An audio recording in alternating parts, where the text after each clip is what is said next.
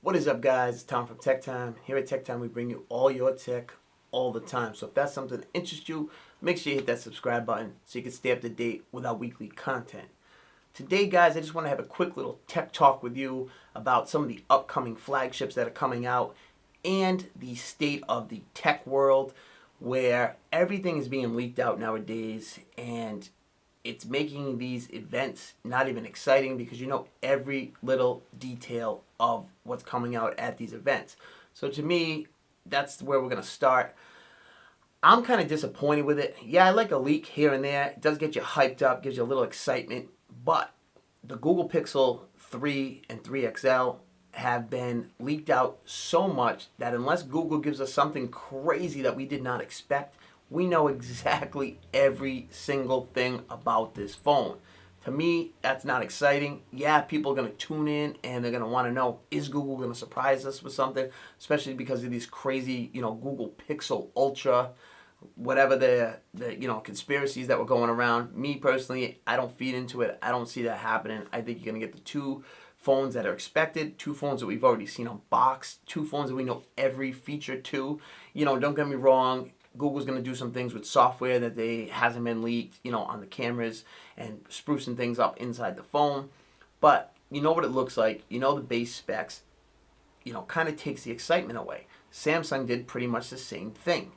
LG, they have a phone being released tomorrow, the V40. We're going to get into that a little bit later, talk about the phone, but it's all been leaked out. Let me know down in the comments below, guys, do you like the way it's going nowadays in the tech space where companies leak their own stuff? They call them leaks, but it's really the company leaking their own stuff. If they don't want things to be leaked, believe me, they won't be leaked. They're leaking this stuff because they want people to see it. They want people to be hyped.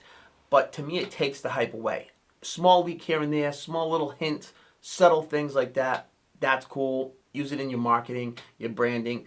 But to leak the whole phone, to me, that just takes the excitement away.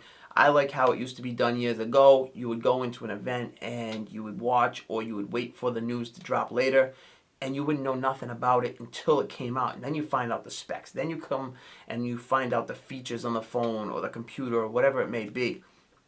Nowadays, you already know the processor. Most likely it's going to be Snapdragon 845 on any flagship this year. And then going on top of that, everything else is being leaked about it. What it looks like, the pictures of it, the way that they're going to fit in cases. It's just pretty incredible. Me personally, I don't like it. I wish it went back to the days of old where things were a surprise. Anyways, moving on from that, let's get into some of the phones that are coming out in October. You have the iPhone XR, the OnePlus 6T. You also have the LG V40 that's being dropped, and then maybe a Samsung device, the X or whatever it is. They put out a press release for their event saying 4 times the fun. To me, that sounds like 4 cameras. There was a Samsung Galaxy A7 that dropped, which is a mid-range phone that does have 4 cameras. But I don't think that's what they're having the event for because they've already showed off that phone. So I can't believe they would have an event over that unless they're showing off some kind of crazy camera hardware. And, it's going back into the leaks. We actually just had a Samsung Galaxy S10 leak today, and it pretty much showed the specs of the new cameras, the triple camera setup. So, that's what I'm saying. That's so early from when the S10 is going to be released that you'll know the whole phone before it's dropped. It's pretty crazy. So, those 3 phones that I just mentioned, I'm interested in one of them. I did put up a poll on Twitter, and everybody said that I should get the OnePlus 6T.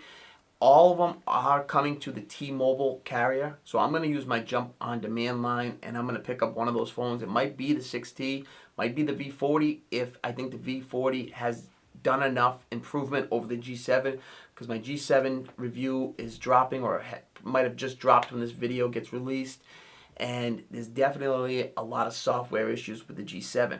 I'm hoping the V40 can fix some of those issues. We'll find out. It does have a triple camera setup on the LG V40, and it looks like it could be pretty impressive. You have your ultra wide lens, telephoto lens, and then you're also going to have your main shooter, which is supposed to come with an f1.5 aperture. So that should be great in low light. Then you get your wide angle that LG is known for, and then you also get a telephoto. So that should help with portrait mode, which LG's lacked, in my opinion.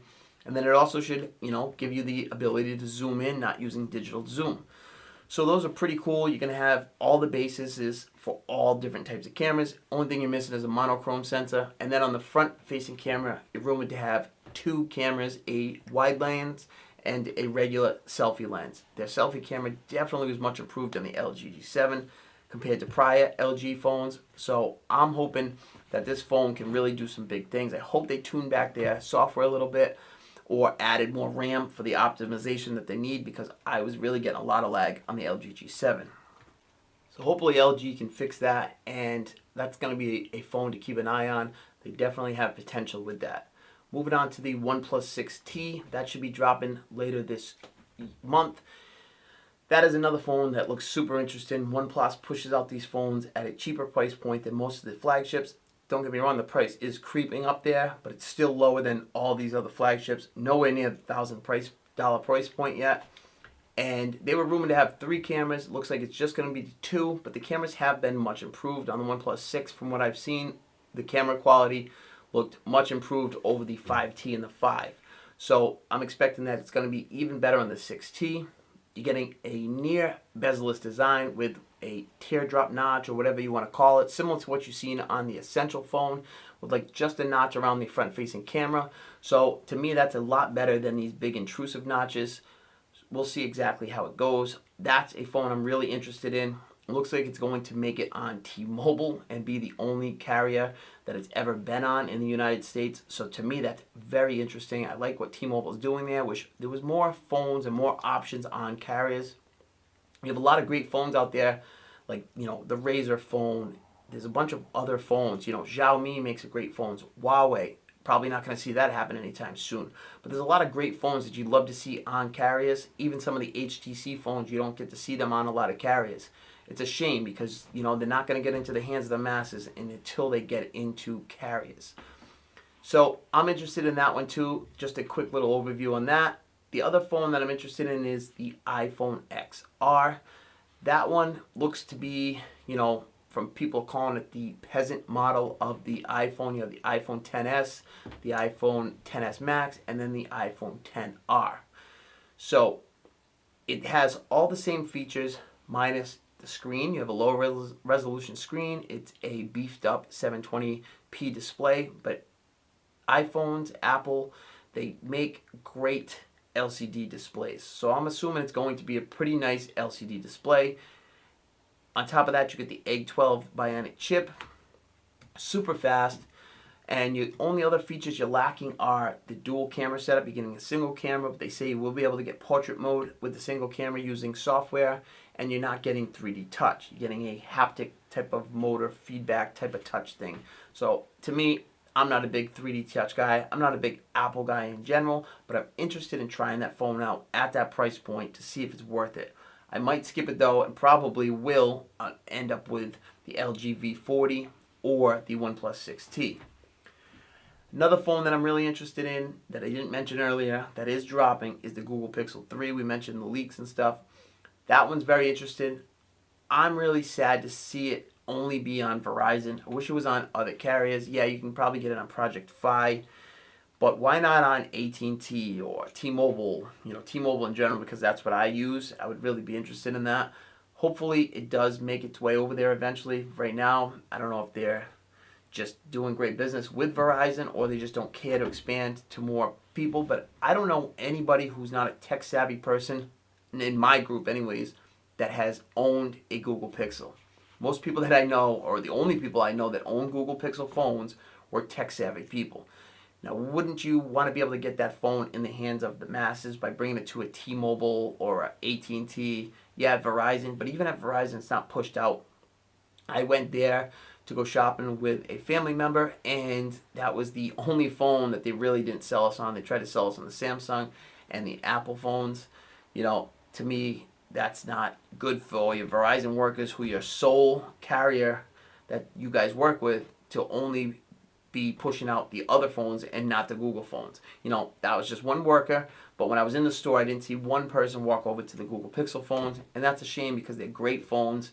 They have great cameras, if not one of the best cameras on the market on a smartphone, and they're being overlooked by the masses. Google didn't sell many phones last year compared to these other manufacturers. So that's something I'd like to see them get into the hands of the masses, or Google themselves to put out an unlocked version and make it easier to, obtain. Set up some kind of pop-up shop stores in certain cities or something like that. Make it more accessible to the main consumers. Let's get these phones into more people's hands. I'm sick of everyone just carrying an iPhone or a Samsung around. That's the two phones that I see dominated the most, and mostly dominated by Apple. Let's get these other phones into people's hands. There's some really, really great phones out there that nobody even knows about, these average consumers. It's a shame, October's setting up to be a great month in the tech space. I'm souped, guys. I just wanted to make a quick video about it, talking to you a little bit. Let me know down in the comments below which phone you think I should pick up. It's between the iPhone XR, the OnePlus 6T, or the LG V40. Which one do you think should be my next one? Let me know down in the comments below. Like I said, I did a poll on Twitter, and the OnePlus 6T was the winner. Depending on what you guys say and, what I see come out of these, events, that will make my decision. And right now, it's probably between the V40 and the OnePlus 6T. But the OnePlus 6T might get me because LG, really let me down with the G7. I was, really hoping that they had changed a lot of things. And there was still some of the issues that I've seen with other LG phones that they haven't fixed, So hopefully they can step their game up. Anyways, guys, I want to wrap it up. Just want to talk to you guys quick a little bit about that. And that's about it. Let me know down in the comments below, like I said. And I'll catch you later. Peace.